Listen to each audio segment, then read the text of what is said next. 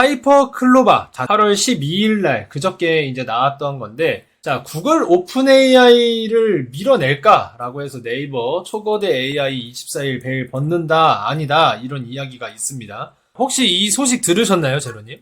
예, 저도 기사로 접했고, 뭐 행사를 대대적으로 이제 홍보를 하고 계시더라고요. 네이버 쪽에서. 뭐 아무래도 한국형 DB를 한국형 언어 모델로 잘 학습한 GPT 모델이다라고 하다 보니까 많은 사람들이 뭐 작년서부터 재작년서부터. 근데 이제 또 이런 우려의 목소들도 나오고 있습니다. 이제 조금 너무 늦은 게 아닌가. 이미 챗GPT 3.5와 한 네, 4.0 맞습니다. 쯤에 기대감과 어떤 환상감은 벌써 한 바퀴 좀 지나간 느낌이죠. 네. 그래서 아마 그렇게 늦게 공개한 만큼 네이버 분들도 부담감이 컸을 것 같아요. 뭐 지금 이제 나와가지고 챗GPT 한 3.5 모델 정도 성능 보이면 사실 사람들의 관심도는 아마 급격하게 좀 식을 수 있다고 봅니다. 자, 그래서 구글 오픈 AI를 밀어낼 수 있을까? 이 네이버 하이퍼 클로바가 자료를 찾고 찾다 보니 2021년도부터 5월 25일이죠. 예, 2021년도부터 네이버가 AI를 만들겠다라고 해서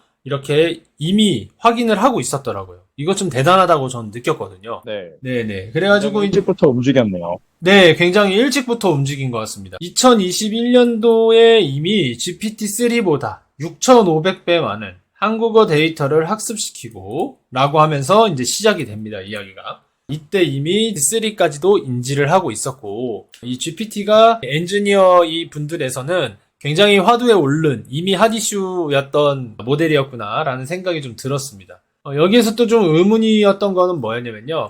자, GPT-3는 장점은 있어요. 바로 한국어 데이터베이스에 대해서는 GPT보다 더 많이 학습을 시켰다라는 게 장점인 겁니다. 이제 여기서 조금 아쉽고 단점이 뭐라고 생각이 됐냐면은 하이퍼클로바는 GPT-3를 뛰어넘는 2040억 개 파라미터 규모로 개발이 됐다라고 되어 있거든요.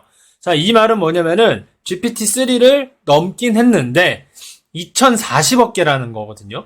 이제 저번 주에 저희가 확인을 했지만 GPT-4가 파라미터 개수가 1조 개였잖아요. 근데 이제 1조 개였는데 그것도 결국에는 그 조지 포츠라는 사람이 뜯어 고쳐서 봤더니 2200개의 파라미터 4개를 병렬 구조로 만들어 놓은 구조여서 1조 개처럼 보이는 것 같더라. 이렇게 이제 이야기를 했었거든요. 그래서 네. 저는 이제 GPT-4가 그래도 이제 2200억 개 플러스 곱하기 4인데 지금 이 하이퍼클로바는 2040억 개로 내놓으면 이게 이제 GPT 3.5 정도밖에 되는 거 아니냐, 3.7 정도밖에 되는 거 아닌가라는 생각이 좀 들더라고요.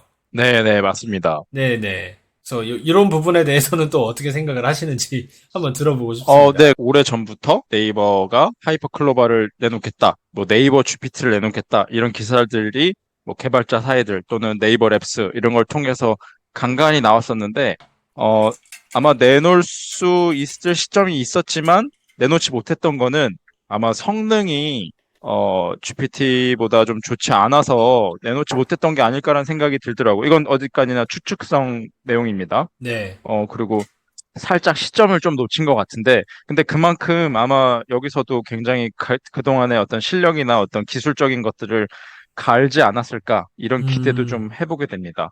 음, 아까도 다시 언급했지만, 지금 와서 3.5 모델 정도의 수준을 내놓는다면은 사람들의 관심사는 그렇게 높지 않을 테고, 그렇다면 한 3.7에서 한 4.0 정도의 뭔가 특징적인 부분을 보여줘야 될 텐데, 뭐 예를 들면 엔트로픽의 클로우드2처럼 정말 방대한 양을 한 번에 올려놓고 분석을 할 수 있다라든지, 네. 주안점은 그렇게 좀 보고 있습니다. 이게 지금 한국 AI 씬에서 일어나는 이변이 될 수도 있고요. 또는 이제 이게 한여름밤의 꿈처럼 지나가는 일일 수도 있는데 이 역사의 기점에 서 있다고 저는 생각을 하고 그 소식을 듣고 계시는 여러분들이 정말 승리자라고 생각이 되고요. 자, 이 제로님께서 말씀해 주신 것처럼 그래서 적어도 3.7에서 또 4.0까지도 가야 될 것 같은데 제가 한번 또 서칭을 해봤습니다. 자, 이게 뭐냐면요. 이게 GPU 사양을 비교한 표예요. 자, 이게 GPU가 이제 그래픽 카드거든요. 이 네이버 클라우드 플랫폼이 제공하고 있는 그래픽 카드의 표입니다. A100까지는 있습니다. A100까지는 있고요. A100까지로 해가지고 요 가격표까지 이제 또 말씀드리긴 좀 곤란해서 제가 여기까지는 가지고 왔는데, 자, P40과 A100 이 차이가 제로님 많이 차이가 나는 거죠?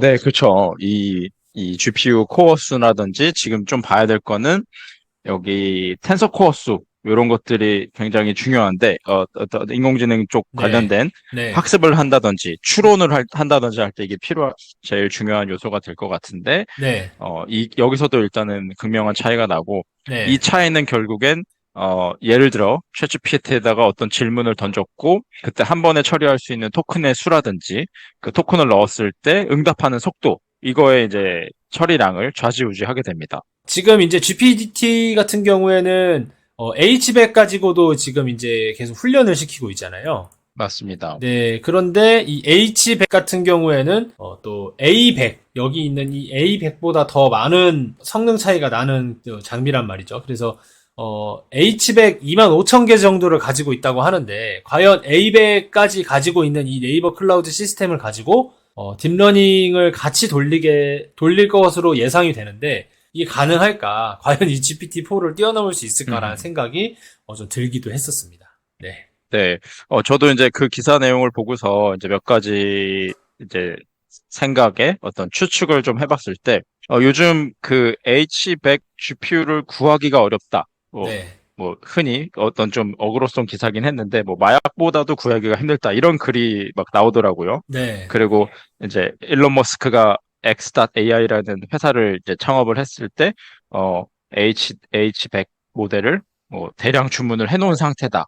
이렇게 기사가 나올 정도로 지금 실리콘밸리에서는 엔비디아의 H100 그래픽 카드를 얼마만큼 많게 확보를 해놨는가가 지금 마치 기술력 경쟁하듯 홍보 효과로 쓰고 있더라고요. 근데 지금 네이버 같은 경우에는 그런 기사가 전혀 보이지 않고 있고, 물론 네이버가 지금 클라우드를 또 운영을 하고 있음에도 불구하고 충분히 그거를 마케팅적인 요소나 뭔가 좀 경쟁적 우위를 차지하기 위해서 이런 하드웨어를 확보하고 있다라는 기사를 충분히 내도 됐었을 텐데 그런 내용이 전혀 없는 걸 보니까 조금 뭔가가 좀 뭐가 없어서 그런 게 아닐까 이런 추측을 좀 해보게 됩니다.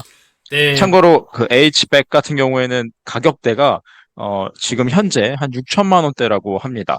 아, A백에 한 2,500만 원, 2천만 원 정도고요. 네. 한 한 대예요. 개당. 와, 장난 아니네. 네, 네, 맞습니다. 그걸 25,000개나 그래서 지금 갖고 있는, 와. 네. 그래서 지금 생성형 AI 업계에서는 이 H백 그래픽 카드를 몇만 대를 보유하고 있는가가 마치, 당연히 이제 알고리즘적 경쟁력도 있어야겠지만 이 하드웨어를 얼마만큼 보유하고 있는가가, 기술적 경쟁력이라고도 합니다. 네, 맞습니다. 그래서, 결국 이제 재력과 기술력과 이 모든 아, 것을 맞습니다. 갖춘, 예, 이 모든 것을 갖춘 그 업체만이 또 이제 할 수 있는데, 그래서 조금 아쉽지 않나라는 생각이 들고, 과연 이제 그러면은 한국어 데이터베이스가 많다고 하는데, 그러면 그 데이터베이스를 가지고, 한국어만큼은 또 GPT-4에 가까운 성능을 낼 수 있는지, 또 이런 것이 또 관건이 되지 않을까, 예, 그런 생각이 들고요. 예, 여기까지가 이제 하이퍼클로바 X에 대한 소식이었습니다. 구독, 좋아요, 알림 설정까지 부탁드려요.